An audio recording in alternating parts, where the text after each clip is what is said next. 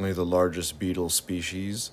It is the sole member of the genus Titanus, often called the Titan beetle. It's in the family of longhorns. There are probably 30 to 40,000 or so species, and this one is definitely representing the largest of them and of all beetles in general.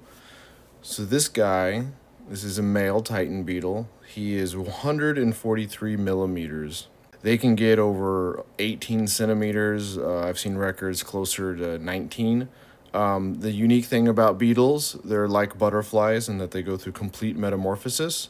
So this would be a big grub for the majority of its life, probably close to a year, maybe a year and a third as a grub. And the larva would be much larger than the adult. When it pupates and turns into a chrysalis underground, it will spend a few months reconstructing its DNA into an adult form beetle.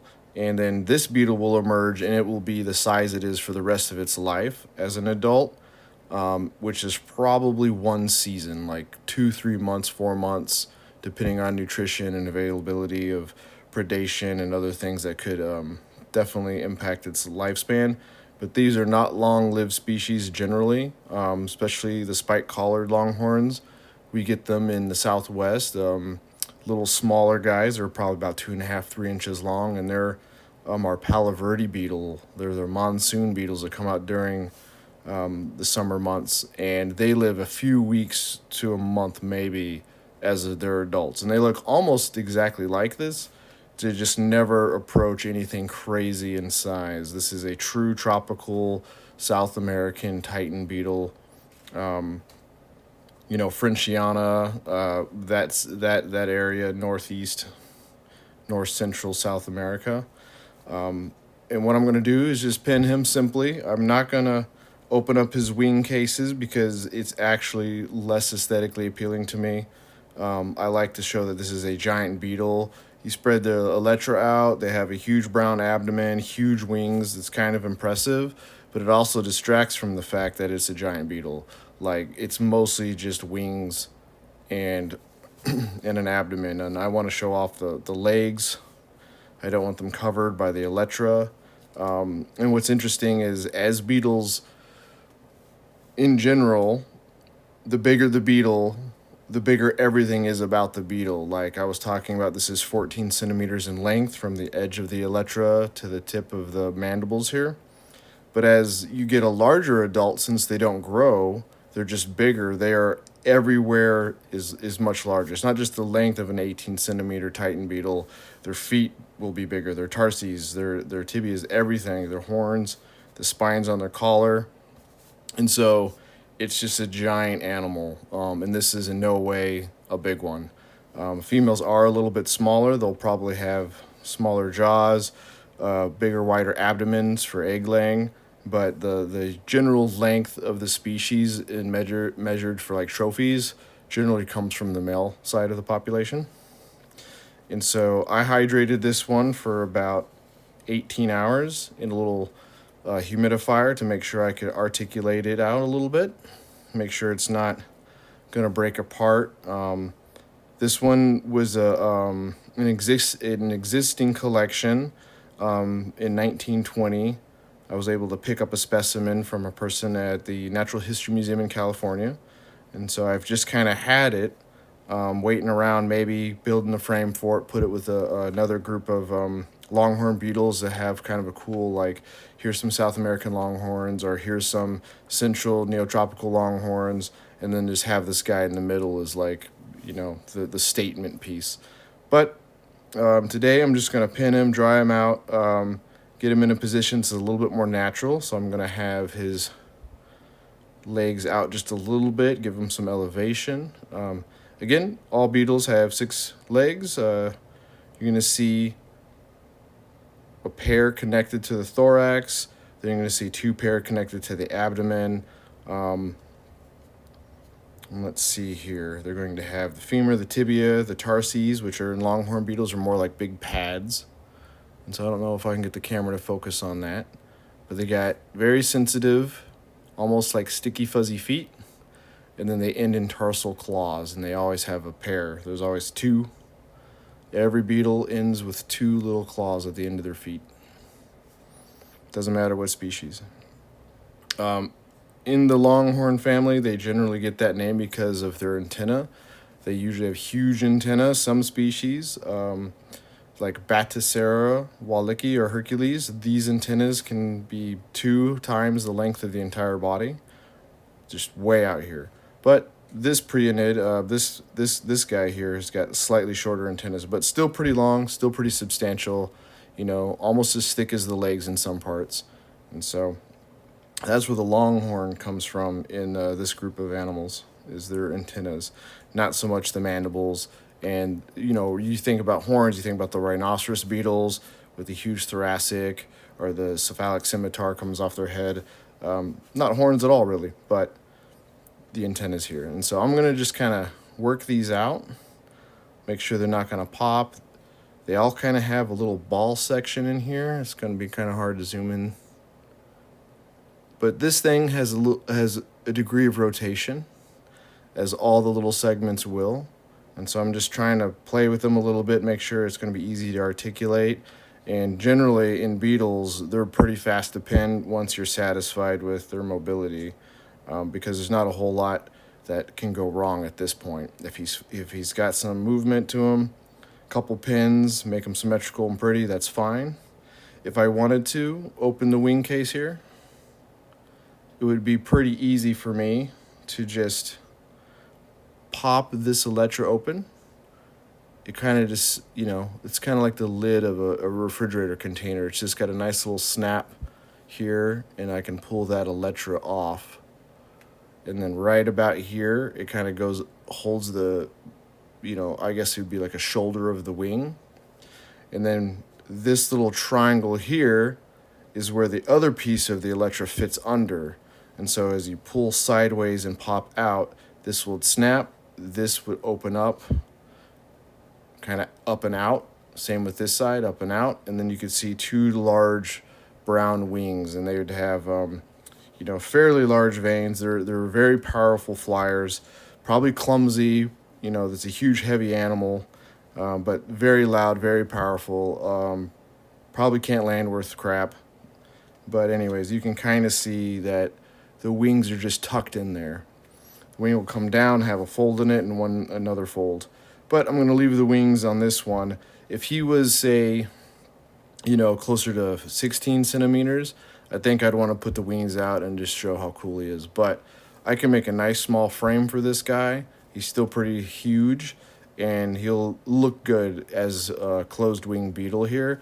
And since he's not a trophy specimen, I could probably sell him pretty quick, pretty reasonably. Once you get into like the 15 plus, 15 and a half, 16, 17 centimeters, the price on these guys becomes very esoteric. And so, you're going to be looking for somebody who wants the biggest and best, and this guy won't be it anyway. So you might as well just, do I want to find one buyer, or do I want to show off a really cool beetle to a lot of people who will actually have the ability to purchase this if they're interested in a cool collection? Again, Titan beetle. And then, since he's good to go, one last check on these legs here. Sometimes you can hear a snap, and that's just the ligaments kind of relaxing or cracking a little bit because they've been dried for, a number of years. And so reconstituting them with moisture lets them flex a little bit, but they're still very brittle. Yeah. So you can see, if you look at the beetle, this thing here is going to be where the plane of rotation is. And then I could lift it up like this a little bit, and then there's another little guy in here that connects to that, which gives it this mobility. But I don't really need that for a bug pin. I want his legs kind of out and flat. So here we go.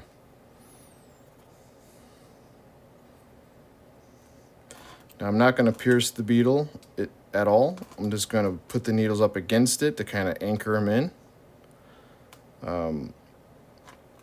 In the wild, these beetles probably don't eat a whole lot as adults. They probably glean moisture from, the rain and wet leaves and things like that, but they're mostly out for the business of reproduction once they turn into adults. These aren't like your desert beetles and other species that live as adults for 5 to 10 years, like some tenebrids or the darkling beetles.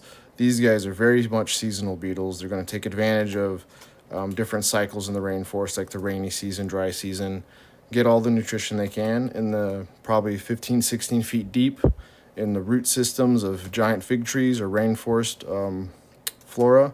And once they emerge, it's going to be a fast, furious life to find a mate, fight over other rival males, and then basically become nutrition for the forest again. Bats, birds, any animal find something like this. That as impressive as they are, they got a strong little bite for sure, but it's nothing compared to mammals or anything. So this thing would be a delicacy for all kinds of small, the jaguar type or the smaller ocelot kind of cats. Let's see here. And they often are attracted to lights. They come out, they're definitely going to be more crepuscular or even nocturnal. And so a lot of the times people who look for these to document them, things like that, study them in the wild, they'll just go to the docks off the river ports and stuff and in the South American rainforest. And the dock lights, if they're the right brightness, will easily attract an adult specimen.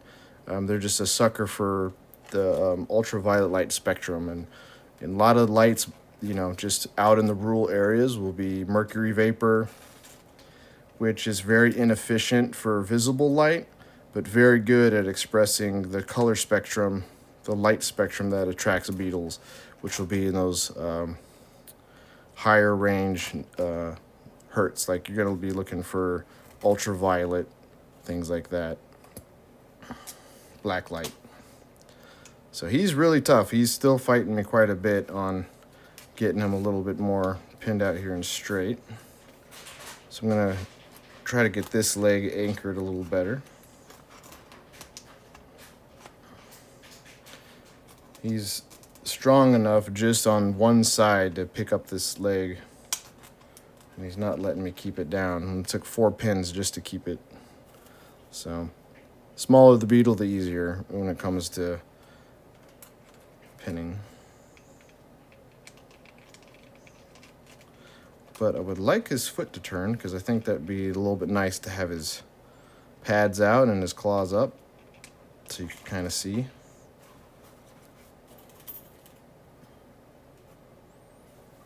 Get this down here. Take the 2 needles, push them down like little scissors without actually damaging the surface of the beetle. Get some little tweezers here. Try to get a rotation on this foot. I'm grabbing the pads and not the tarsal claws because there's just a small little point where they connect there, and it's easy to pop them out. It's also easy to fix, but why fix if you don't have to? I'm going to anchor this leg down, try to keep it where it's sitting at the moment. It's pretty good compared to the other leg as far as symmetry. I'll try to pin him down, and then if I have to make any minute adjustments after he's basically set, then I will, do the little game where take 1 pin up here, move 1 pin here, and kind of spin him. Let him chew on these needles for a second so I can weigh him. There we go. And the reason why you pin a beetle or any insect once it's dead and dried is when they die, all their muscles collapse inward because they have an exoskeleton, so all their muscles are on the inside, underneath their bones technically, instead of how we are. So when those muscles basically relax, they close, whereas when our muscles relax, they open. So when he's dead and drying, he's going to want to do all this. And since they have so much leverage in that particular direction, they're actually very, very, very difficult to open up again.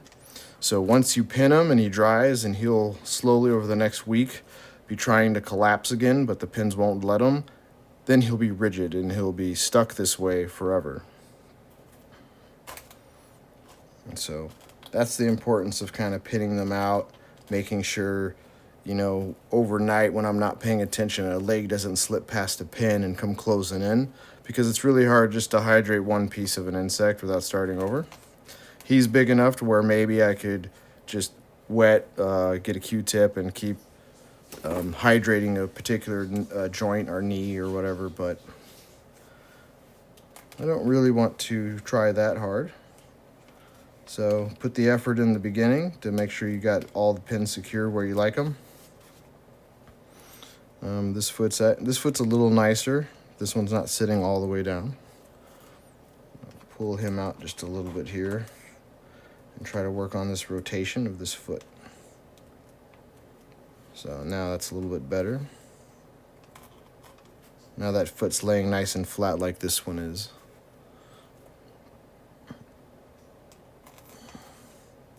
Now sometimes people out in the world, when I'm showing these at venues and different expos and stuff, they'll want to know, you know, what do we do to preserve them? Well, this is the best way to preserve them is you dry them, you secure them the way you like them. It's nice and clean, and what I'll do is I'll freeze it after it's completely dry. Then I will immediately be building a frame for this specimen while it's drying and then while it's freezing.